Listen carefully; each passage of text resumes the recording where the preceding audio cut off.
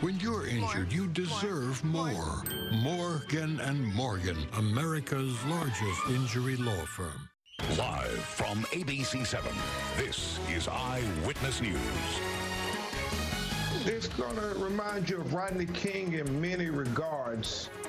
Now at 5 a.m., we're just hours away from video being released of a deadly traffic stop that has led to murder charges being filed against 5 Memphis police officers. Plus, one person taken away in handcuffs following this fire in the Westlake area. We're live with new details on this investigation. And have the Santa Ana winds blown out of town? Here's the live view from Hollywood right now. Or are we in for a windy weekend? Good morning, everybody. I'm John Gregory. And I'm Brianna Ruffalo. Leslie and Rachel are off this morning. Leslie Lopez is also off today. And Tony, we're very excited to be talking about a little break here from these winds. And Tony, when you have great hair like yours, you don't want windy weather, right? It looks like it's gelled into place. Like, I don't think that can get Is that cement you use? Yeah, there's a light cement. I put it in. It looks good. It's working for you. No. I need to borrow some. I need to borrow some of that. We'll talk. And some hair, too. I need to borrow some of your hair, too. It takes about 15 minutes every morning to get this in place.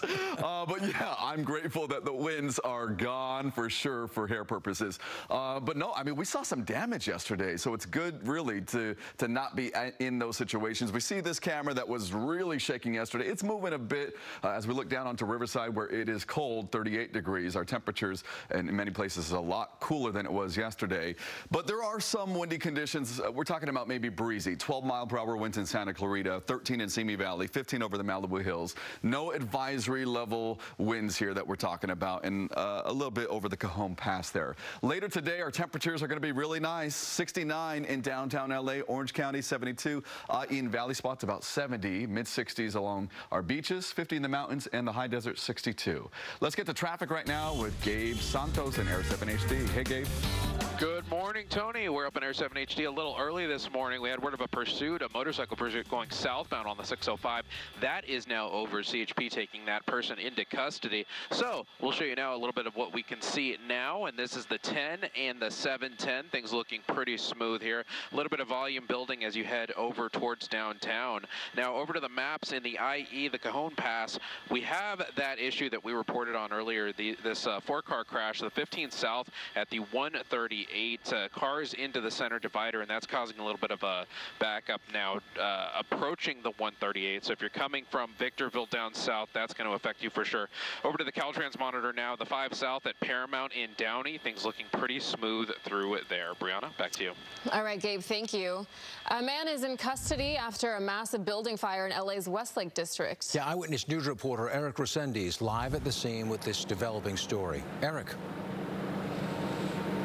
Brianna, John, this fire was so massive it took over 100 firefighters in about an hour to put out the blaze. Most of the damage done to the second floor of this building. We can see now that it's been red tagged, marked unsafe. We can also see some of the damage and debris that was left from the fire that happened to this building on 7th and Hoover here in the Westlake district.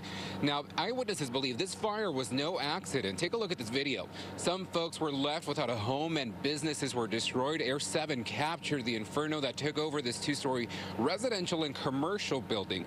Now the flames towering out of the roof and the windows. Dozens of firefighters were rushing to stop the flames from entering the building, fearing people upstairs and 5 businesses downstairs. This fire taking a toll on people living inside the building and in the area.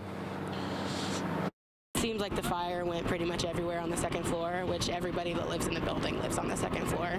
So I would venture to guess I don't have a home to go back to. That was the first place I lived by myself. Like, I created a life for myself. Like, that's gone. That is gone now. I don't have a home anymore.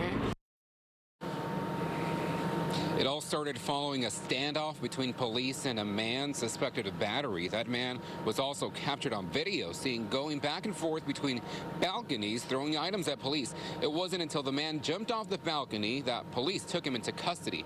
Now that man is suspected of arson and faces a number of charges. The Red Cross is now helping those who were left without a place to live in. For now, reporting live from the Westlake District, Eric Resendiz, ABC 7 Eyewitness News. All right, Eric, thank you. Happening today, a A special mass will be held at St. Stephen Martyr Catholic Church to unite the community in Monterey Park.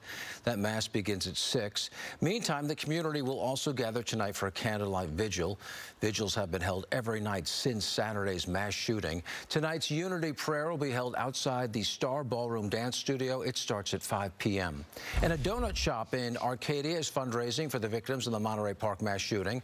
Shally, who owns the donut stores, says her dance partner, Yu Kao, was one of the 11 people killed.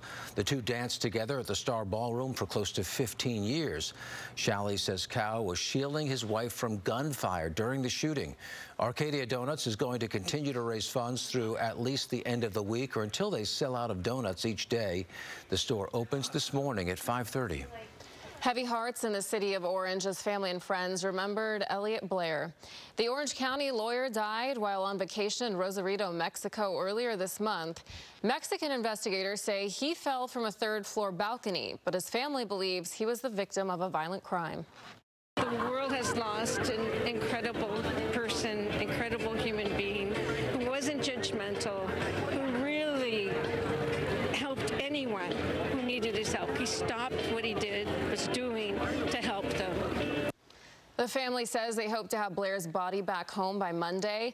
They're expected to share the details of their investigation sometime next week. Well, in Memphis, Tennessee, city leaders are pleading for people to remain calm as they prepare to release body camera police footage. Lawyers for the family of Tyre Nichols say it shows his brutal beating during a traffic stop earlier this month. Eyewitness News reporter Mark Cota-Robles joins us live in studio with the latest. Mark. Yeah, John, good morning. This, of course, has gained national attention pretty quickly. That police body cam video set to be released later this afternoon. It will show the arrest and alleged beating death of Tyre Nichols. Some local activists say they plan to gather and watch it together. The police chief there in Memphis bracing for public outrage after publicly condemning the actions of those 5 former officers. Those officers now facing charges including second-degree murder, aggravated kidnapping, and assault. Despite the horrific nature of what the video may show, this morning the police chief, the family of Tyre Nichols, and even President Biden are all calling for calm. This incident